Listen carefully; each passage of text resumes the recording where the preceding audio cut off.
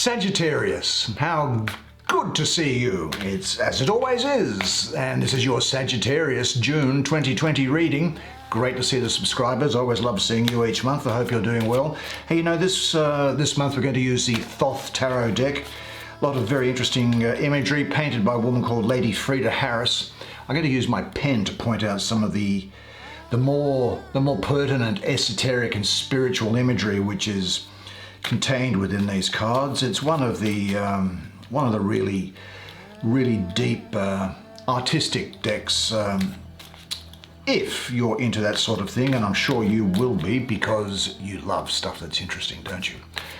Now, I know a lot of you may well be interested in, look, I get a lot of questions asking about myself, and there's the Ace of Swords. That's a fascinating card for you. I have a lot of interesting questions about me. Let me see what some of them are. When did you first become clairvoyant? Well, I didn't become clairvoyant. I just came out. I just am. When I was a child, I just knew things, and when I was a student at college, a lady who was older than I was took me under her wing. In the old days, I would have called her a witch. I called her a wise woman. She put me through a number of spiritual practices, and I'm eternally grateful to her for having done that. She passed away some time ago.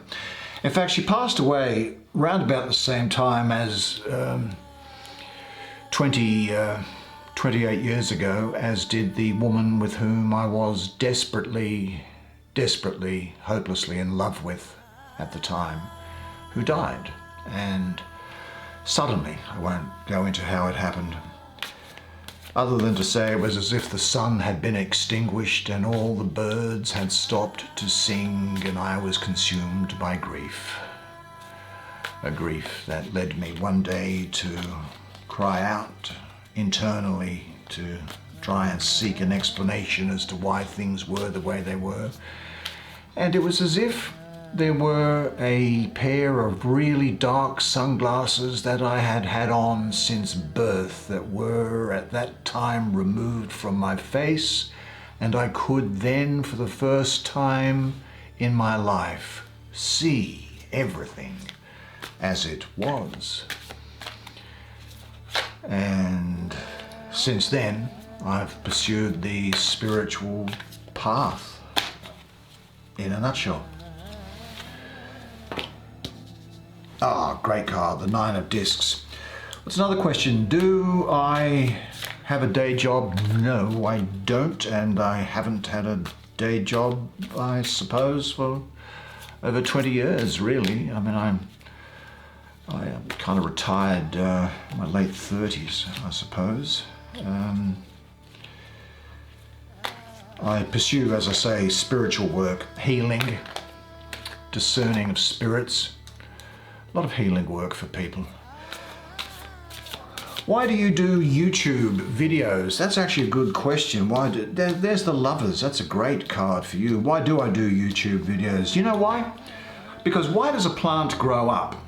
It is a being, but the being is supported by being itself. That is, there's a difference between being and a being. It is being that causes the plant to grow up. Why? Because it is to grow strong, to take carbon out of the air, and to provide shade. In my case, it is because my role is to be of service to other people and to help other people. That's what I was born to do. And that is why I've been given the gifts that I've had. I've been well equipped to do the work, and I'm not so churlish as to turn my back on those great gifts. Another great card, the Two of Swords.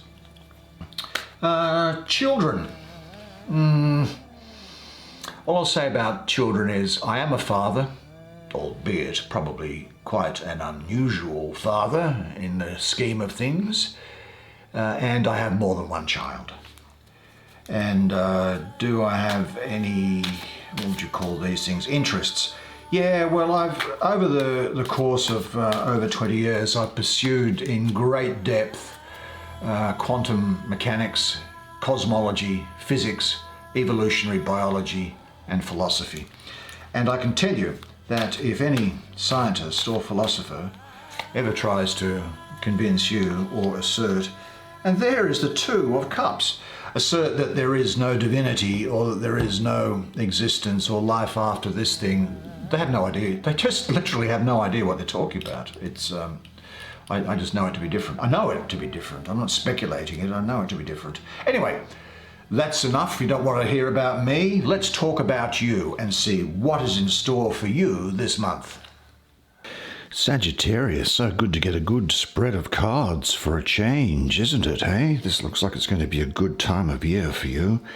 Let's have a look at this first card, which is the Ace of Swords. Well, with the Ace of Swords, the sword of the magician bursts through the clouds at the bottom and points into the crown. This is also the sword that's in the adjustment card in this deck. Now the sun rises above the horizon and bursts through the clouds, as you can see here. Now I think that the people who are going to be important to you at this time is a lot of Sagittarius in this, a lot of Sagittarius. I also see Libra. I also see Scorpio as being people who are going to be important to you, but I think this has a real application for you this month, really right on point. Now, air is formed from the combination of fire and water, and therefore doesn't have the purity, say, of the suit of wands. And Eastern mystics have said that the mind is the enemy of the higher states of consciousness, and so conflict is the intrinsic nature in the suit of swords, which can often point to sorrow, strife, and confusion. But not in this card. Because the mind can be turned into something useful and cut through layers of worldly dross to give you renewed clarity when you are in higher mind. Now, if we look at this crown itself, here we have white on the outside and yellow in the middle. Now, white actually refers to the connection with the divinity. The yellow actually refers to an area of divine emanation prior to the existence of space and time, prior to the emergence of matter from out of spirit, which can metaphorically be referred to as Lord Krishna consciousness or Christ consciousness. The blade of the sword is made from steel, which has a reference to Mars. The hilt of the sword is made of copper, and Venus is associated with that, and it equates to love. Love must therefore be the motive for your action and speech. The sword represents clarity and focus, and it has parted through the clouds, and it brings you clarity, it brings you inspiration. Now on the hilt of the sword itself, it might be difficult to make it out here. There's a Greek word there, spelled out thelema, and thelema means will. So your will to make things happen will be coming through. The green color of the sword is a mixture of yellow, which is the sun and fire, and blue, which is water. There is a serpent which is coiled 6 times around the hilt here, and 6 is the number which also has, for me, reference to this yellow center of consciousness of Krishna or of Christ. The crescent moons, as you can see here, well, they are the balancing out of solar energy. Sun rising above the water is fire and water, that is air manifesting. The sun on the horizon, again, is a reference to Christ consciousness or Krishna consciousness. And there are 22 rays which emanate from this crown, and they are representative of the 22 major arcana which are in the suit of tarot. Now this card, I think, represents a period of great insight and clarity. It signifies a breakthrough or a aha moment, and the achievement of your goals becomes a lot easier. You have a new perspective on life or a situation. that was previously unclear, so that now you can cut to the heart of the matter. It is also a good time to act, and if you set your mind to accomplishing your goals, you can achieve anything you desire. The Ace of Swords highlights a new idea, inspiration, original thinking, and creative vision. You are excited to pursue new opportunities that draw upon your mental and creative abilities. I think this sword also encourages you to be a champion for the cause of social concerns and to find justice. You may also find that you could be standing up for your rights or the rights of others. For example, you may have a new idea for which you are ready to fight, or you may be all fired up on an issue that you are particularly passionate about, such as human rights or the environment or your personal beliefs. The point is, I think that you will have gained a new insight and inspiration. You have come out of the clouds of confusion and doubt into clarity. There are now blue skies, so you can think clearly in a refreshed way. Now you must be aware that your insights gained, that is the sword cutting through the clouds, by your will, that thelema, to progress and improve using the steel of Mars, and shared in a gentle and loving way, being the hilt of Venus, for the benefit of all concerned. That is your mission during this period. Well, you've got the One of Swords. Let's now have a look at the Two. Here we go. With the Two of Swords, the swords cross in the center of a blue rose. The glyph of the moon up here is balanced on a dagger, and at the bottom of the card, another sword is hanging from the glyph of Libra. So we have the moon in Libra, and I happen to agree with that, as the developer says. Now there are two angels or centers of consciousness associated with this for your information. One is Izelel, which is about reconciliation. Another one is Mebahel, which is about commitment, altruism, and unconditional love, equity, the re-establishment of the natural order, respectful conduct towards the environment. Now, as I say, I have the moon ruling the first decanate of Libra here. Well, this is a really happy combination, I've got to say, because your moon sign describes your instinctive or emotional energies. Now, with the moon in the sign of Libra, you are likely to have a deep need for peace and harmony in your life. Libra is symbolized, as you would know, by the scales, relating to any area of life requiring balance.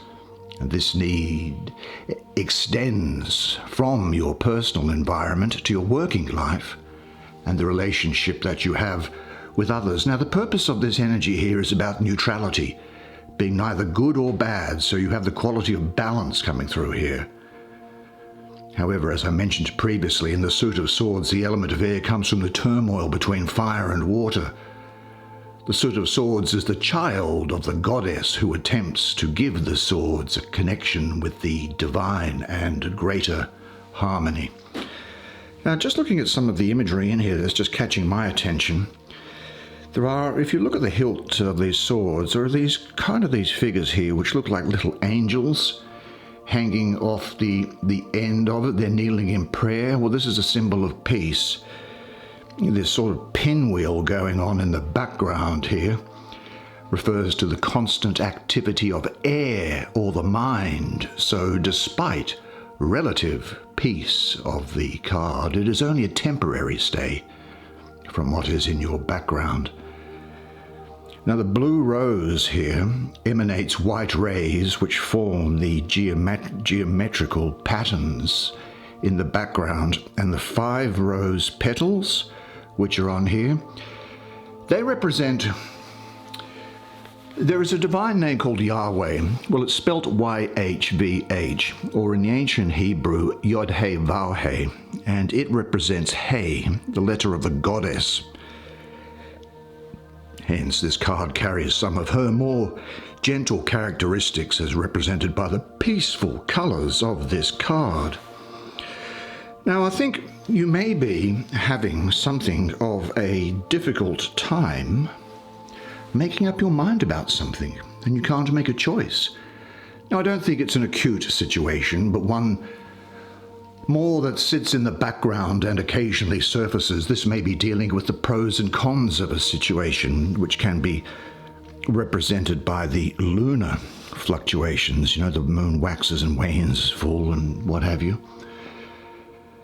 Other words to describe this energy are stagnancy and passivity, but as said by others, but there's no chaos going on in the background.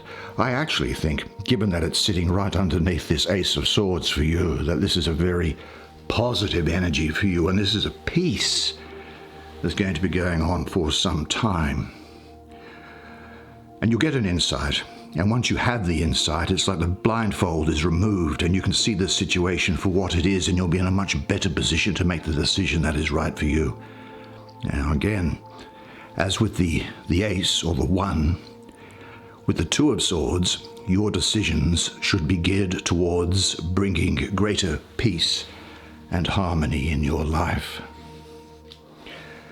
Now let's have a look at this card here, the Lovers. Wow. Talk about a lot of symbology, and I won't be able to go through it all. The first thing that I'll say, which is of interest with this, in this deck, the Thoth deck, this is actually the first card that has more than one person or figure in it. So here we have really the symbolism of duality and separation. And what its general focus is about reuniting things that are separated, about reuniting things that have come apart. There is, if we look down here, there is the sign here of Gemini as being attributed to the card, and I see these twins here as representing that. I don't think we would have any difficulty with that. I would probably look at this card as having Gemini energy, really, given its duality that I see in it. And here there is another little symbol, isn't there? And you're probably asking yourself, well, what is that? Well, this is an ancient biblical Hebrew letter called Zayin. And Zayin means sword. Now, Zayin, or sword, implies division, as a blade has two edges, and a sword cuts through things. The idea is set up, therefore, where we learn from being in a duality. We are part of the creation, and incarnating into a body gives us the experience of learning. The sword creates duality and polar opposites out of unity, creating form from the formless, separating night from day, pleasure from pain. It is through the sword of creation that we recognize our individuality. However, due to this separation, we continually strive with the infinite unity of spirit, even as we fear that reunion, as it involves dissolving our identity back into nothingness. This separation makes us want to connect with another human being, for example. And the Lovers, of course, is associated with this Gemini sign, which implies a choice needs to be made with this card, and further extends the concept of duality. What are some other signs here that we can see? Well, you might ask yourself, let's look at it closer if we can.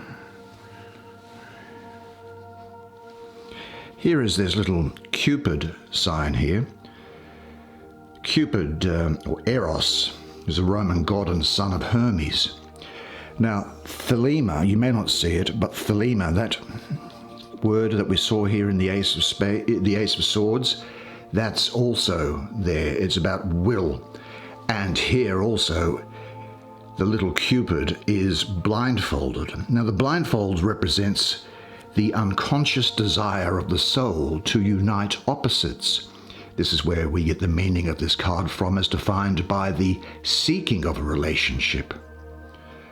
The Eros arrow is the directed will, and his arrow is said to represent spiritual intelligence or directed will, which is necessary on the spiritual path to find unity of creation behind the division of appearances.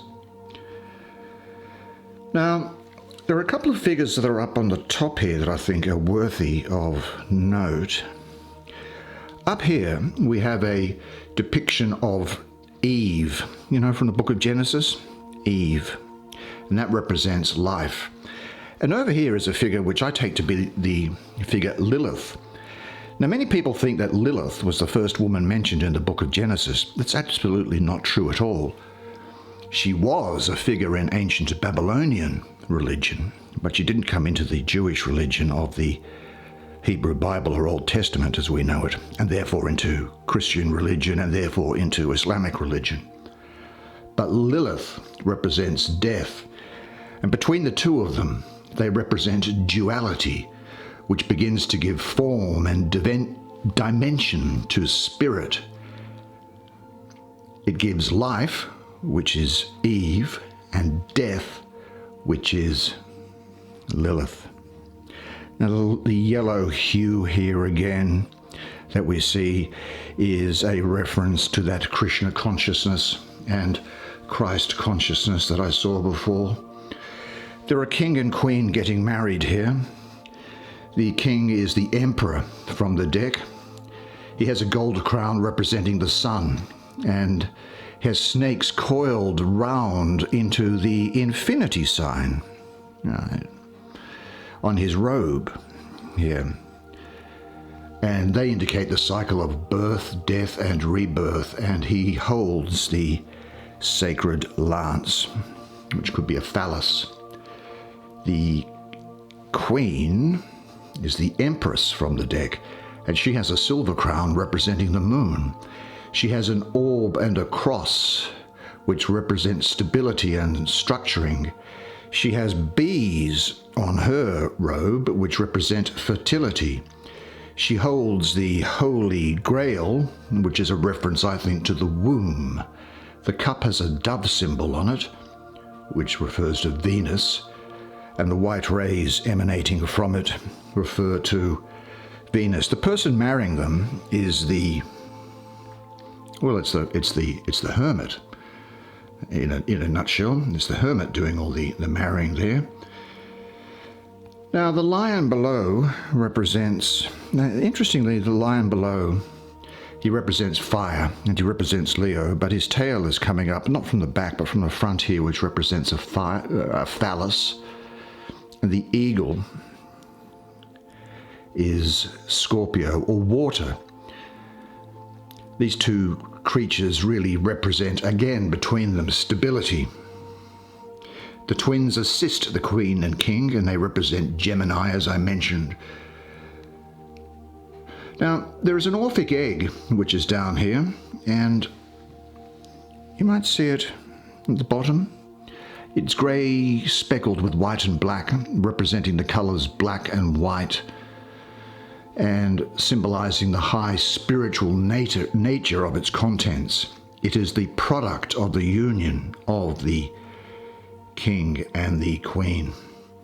Look, there's other things in there, but I can't go into it now for the purposes of time. But look, the card has really several layers in this particular place here in the center of the deck. There's other energy around it, and it's infusing other energy. Several layers of meaning between two people, between the balancing of opposites within the self, that is the inner marriage of opposites, the connection between the self and God, the soul unification with the divine, the separation produced by the sword, the mind, makes you have a greater understanding of the parts of your astral body in order to recombine them in a way which aligns your spiritual purpose and its reflections. It's also saying to let go of that which does not serve your highest aspirations. I think the Lovers is essentially for you this month, and where it's placed, connect with these other cards here, is essentially about a choice. The choice about who you want to be in this lifetime, how you connect with others, and on what level. To make good choices, you need to be clear about your personal beliefs and values and stay true to them. Now, not all decisions will be easy either. The Lover's card is often a sign that you are facing a moral dilemma and must consider all consequences before acting. Your values system may well be being challenged, and you are being asked to take the higher path, even if it is more challenging. The Lovers can signify a beautiful soul connection relationship. You may believe that you have found your soulmate or partner. But before embarking upon a relationship, make sure that you are making the right choice and that it will be with someone who will improve your life.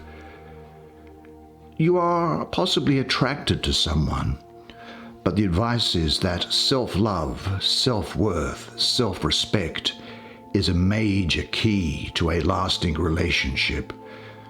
You may benefit from spending time with like-minded people who share your values and goals. I think it also hints of a longing for the union between your soul and its spiritual source.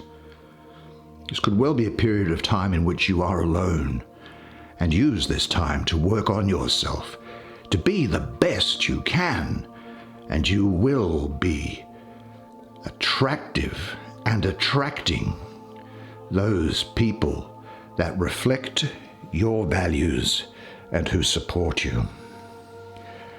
Let's have a look at this.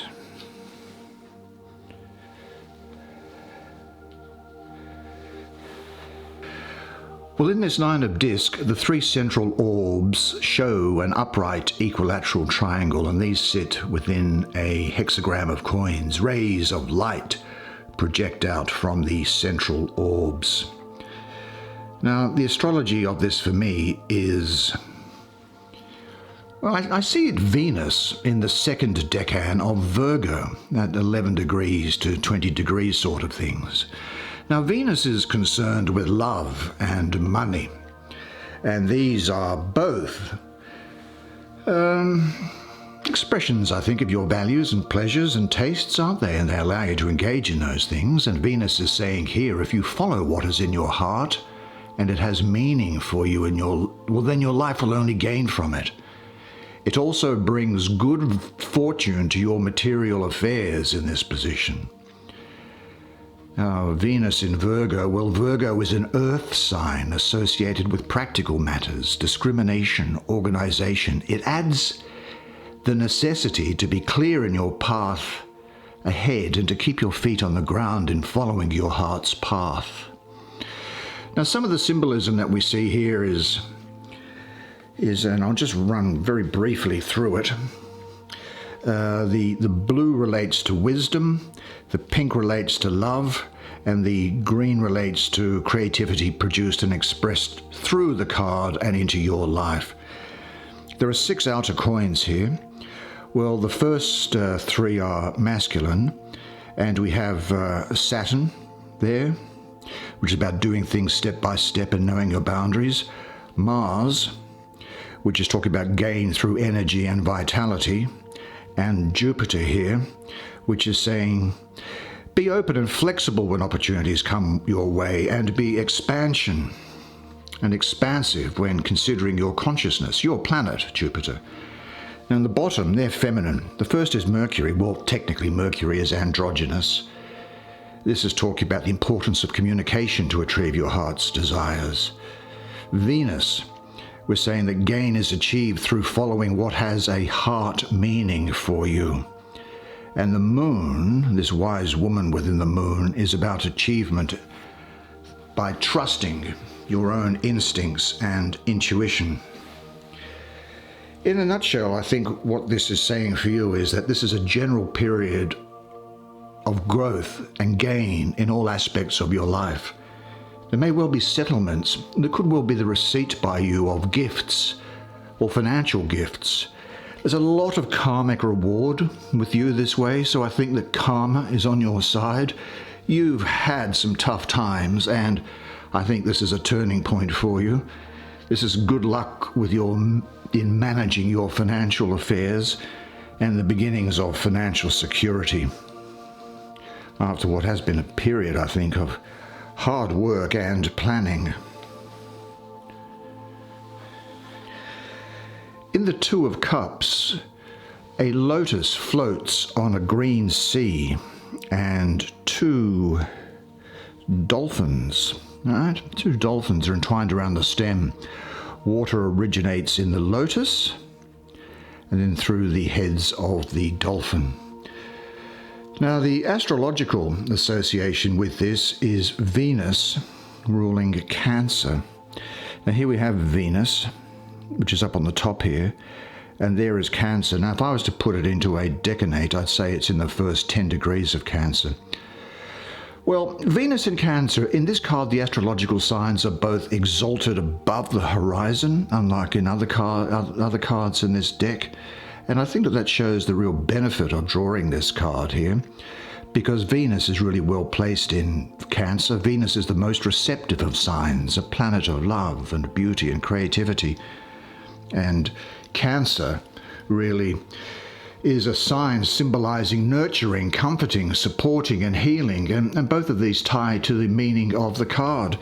Now, the dolphin on the left has a yellow eye, which is symbolic of the sun. The dolphin on the right has a silver eye, symbolic of the moon. The lotus nourishes itself through the dolphins here. So this is talking about access to love, especially universal love, which is providing great nourishment for the soul. Now, if you count the streams, there are 5 on that side and 5 on that side, 10. That's talking about 10 is at the spiritual area, which is now manifested space-time, manifested materiality where we are. So things are coming into manifestation for you. It's not something that is in the distant future or just an idea. The green sea is creative love. The yellow sea is referring to inspirational and spiritual love. And this blue sky is talking about a love that is clear of negativity and distractions. In summary, I'm thinking you're going to hear of marriage during this period, or proposals, or people wanting to move in together. This is a good time for the beginning of harmonious relationships with well-matched people involved. Now, that doesn't just mean romantic relationships, but it could be business, it could be friendship. It's talking about close friendships and partnerships and the ability to access universal love. A love that is both special and equal is one that is coming about here, and you're able to express and receive love in equal measure. Really one of the most beautiful, beautiful cards to have. What a great vibe for Sagittarius, the great Sagittarius. That is the way it is for you this month.